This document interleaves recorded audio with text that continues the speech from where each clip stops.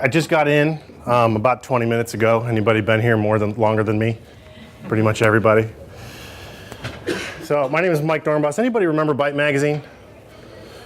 Right, a couple of you. It's coming back next month, which is really cool. Gina Smith is bringing Byte magazine. I got lucky. She found me, asked me if I'd be part of the tech staff. And we're actually going to do a space feature on Byte, which will be pretty cool.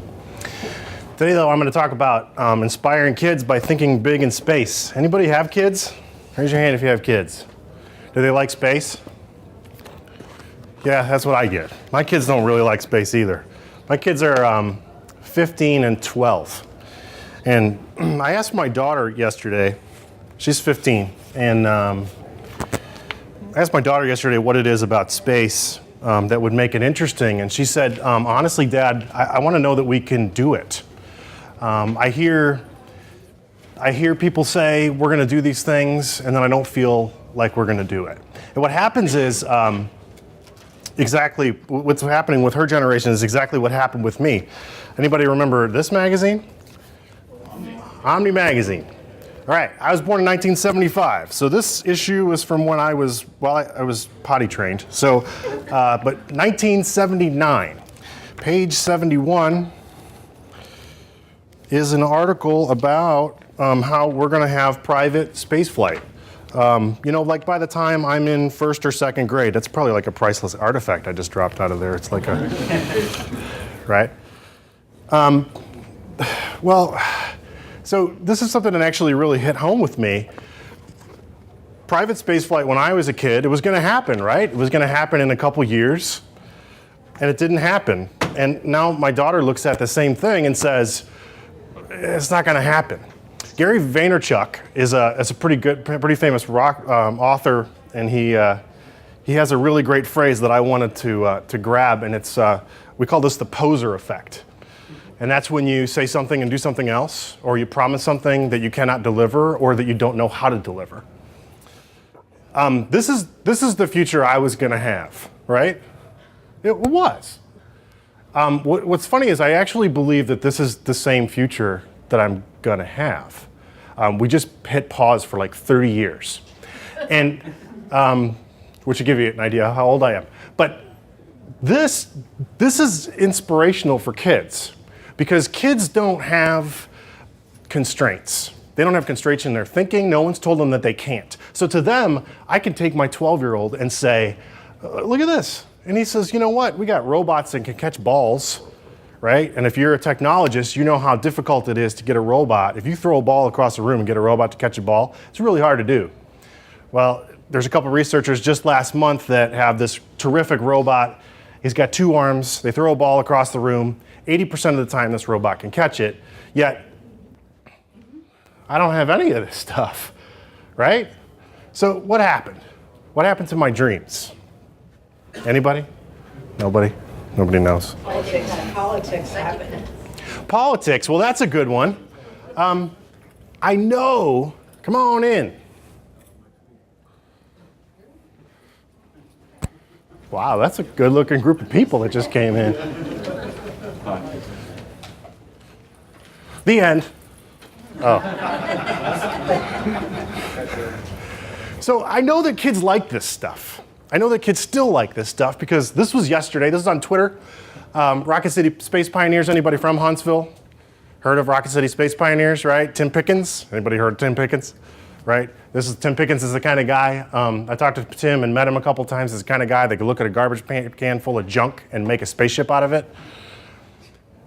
They went to second graders and shot off these thrusters yesterday or the day before, right? The kids. Oh, that was your tweet. Yeah. So I just stole your tweet. I hope that's okay. I'm just surprised to see it up on somebody's presentation. Well, I do read your tweets, see? I'm not just like brown nosing or anything. But this is really interesting, right? Second graders are like, rockets are awesome. But I don't have a space station, and I really want one. And I'm a dreamer, and I don't know anybody who wasn't. And when I think about dreams, it's good for my creative vibe, and I'm going to keep walking in front of this camera. And I'm tired of can't. I'm tired of it's politics and it's too hard and I don't want to do it and it's somebody else's problem and it's not in my congressional district, so I can't, and it's dangerous, right? It's dangerous. That's huge. When people came over here from Poland in 1648, some of their family members died on the way, right? It's gonna be dangerous. The big dreams are gonna be dangerous. I'm not saying that I think it's gonna be good that people die, but we have to be able to dream big enough and believe in a vision of the future that's big enough so that it gets us to leave Poland and go to North America with no bathrooms on the ships and no vaccinations, and you don't even know where you're going because we don't have a map of the whole place anyway, which is good because we don't have a map of our future either. So the day the space shuttle was launched, the first time, April 12th, 1981, I was actually building this. You remember when you can get these Lego sets? And I use this as a marker, or at least an indicator of what kids think about. Because now if you go to get Lego sets, it's Space Pirates, right? It used to be put me into the exploration. And now it's just total fantasy. I love fantasy, don't get me wrong. Space Pirates are awesome. I think we should all have ray guns. That would be great, right? But this is what was happening, and this was supposed to be the vehicle that was gonna take us there, right? And I don't know how you feel about it. Maybe you just got laid off because you were in that program, but it didn't really bring that for us. Okay, it's over anyway, so now we gotta figure out what to do next. Another marker of importance. This is the actual tape that my parents used in 1981. Now, if you were around in 1981 and you owned a VCR, you know how rare it was to own a VCR in 1981, and VHS tapes were really expensive. So or Betamax, right? I don't even want to get into Betamax, but what did you do? Anybody remember what you did to preserve your memory if you didn't want to erase over that tape? You broke the tab off the back of the tape, right? You took the tab and you broke the back of it off, and the hackers all in the room know that you could put a piece of Scotch tape over it and get rid of it. But it's symbolic because my parents recorded the first space shuttle launch. They broke the tab off the back of the tape. And they said, this is a memory we need to keep. This is going to be a watermark for something different. Fast forward to 2010, I'm sitting in my mother's living room. I do a space site. I'm here, by the way, I don't make money in space, right? I'm a technologist. So I'm here on my own dime. I'm like a super Google Lunar X Prize fan. My mom says, wait, are we still flying in space? My mother. This is the same woman that broke the tab off the tape. Something's wrong. This is my second memory in space. You remember when we used to know people that went into space? I felt like I knew this woman. Krista McAuliffe, right? This is when we told stories about people, about what they felt when they were in space. What did it feel like? What were they scared about? We saw interviews with her family. Remember that? We're scared. It might happen. Something bad might happen. Something terrible happened.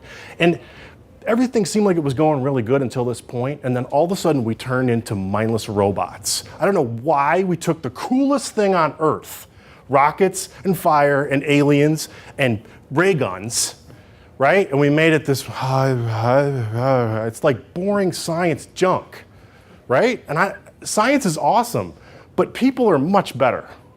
Right? I don't want to hear a story about science. I want to hear a story about what this felt like to go into space. What am I afraid of? What am I hopeful for? In 1970, it's not a technological problem, is it? In 1970, we went to the moon. I don't even know if that's accurate, right? This is probably about a couple years earlier. But technologically, right, it's not a technological problem. We got to the moon in 1970 with technology we would consider pretty laughable today, right? My smartphone is awesome, and we get out to about here, right? So what happened to our perception of space? Don't be intimidated by my artistic prowess, because our art class is 7 o'clock tonight in the restaurant. Thank you. Somebody's watching out for me. Anybody else feel like that? This is public perception of space. So what happens? That's what kids think about space.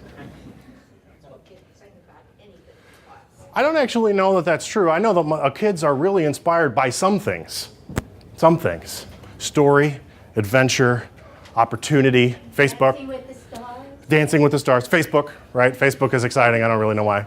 I like Facebook, but it's not really that exciting. And people are looking for adventure. So it's not an adventure problem, right? It's not that we're like scared to look for new things, right? I mean, this dude, Anders Zimmern, is crazy, right? He just eats stuff and we watch it on television, but we're passive, right? We're not participating in anything. The #1 show on cable television. Somebody told me this the other day, and I couldn't believe it. I was a little bit critical of the Google Lunar X Prize and its perception and its hook into the public psyche. And someone said, well, there just isn't a big market for a lot of Google Lunar X Prize stories. The #1 show on cable television, 12 million viewers on the season premiere, is a show about people who crab fish who have a questionable command of the English language. 12 million viewers. It's not that it's not compelling. It's that the producers did an outstanding job of telling their story. They have a story. They catch crabs. They do like 20-hour grinds of picking up crab pots and like sorting crabs. It's the #1 show on cable television because we're not talking about crabs. We're talking about what they feel and what they fight about and the money and their families missing them. And it's a compelling story. It's storytelling.